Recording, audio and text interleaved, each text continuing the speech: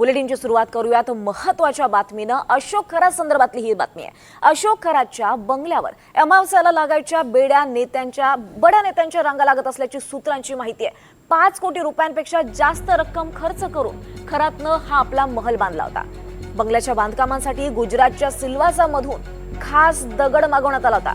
2012च्या सुमारास हा बंगला बांधण्यात आला होता अशी माहिती देखील समोर येते आहे। अधिक माहिती घेऊयात आमचे प्रतिनिधी राहुल वाघ यांच्याकडून।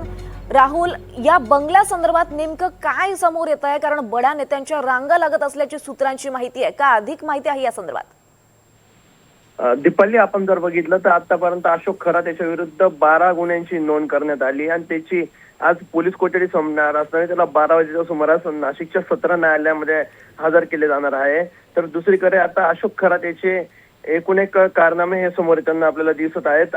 भोंदू अशोक खरातच्या बंगल्यावरती अमावस्याला अनेक बड्या नेत्यांच्या रांगा लागत असल्याची माहिती आपल्याला खात्रीलायक सूत्रांनी दिली आहे। खरं आपण जर बघितलं तर अनेक नेत्यांसोबत त्याचे फोटो देखील सोशल मीडियावर मोठ्या प्रमाणात व्हायरल झाले होते आणि आता अमावस्याला अनेक मोठे नेते त्यांचं भविष्य बघण्यासाठी त्या ठिकाणी जात असल्याची माहिती आपल्याला मिळत आहे। तर त्यांनी 5 कोटी रुपयापेक्षा अधिक रक्कम खर्च करून त्याचा एकदम राजेशाही महाल हा बांधण्यात आलेला होता। खरं तर 2012 साली या महालचं बांधकाम झालं होतं आणि या महालच्या बांधकामासाठी गुजरातचा सिल्वासा म्हणून खास दगड देखील मागवण्यात आला होता अशी देखील माहिती आपल्याला मिळत आहे। दीपाली, निश्चितच राहुल, त्यामुळे हे बडे नेते कोण याचा उलगडा सुद्धा होणं महत्त्वाचं आहे। धन्यवाद राहुल या सगळ्या सविस्तर माहितीसाठी।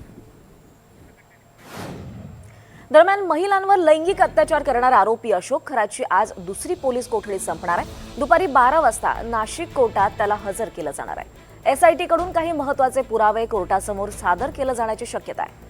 काल उशिरापर्यंत SIT कडून अशोक खरातची कसून चौकशी करण्यात आली आहे। खरातची काल 12 तास चौकशी करण्यात आली। आज खरातच्या कोठडीमध्ये वाढ होते का हे पाहणं महत्त्वाचं राहणार आहे। खरातची पोलीस कस्टडी आज संपत आहे। आज त्याला न्यायालयात हजर केलं जाणार आहे।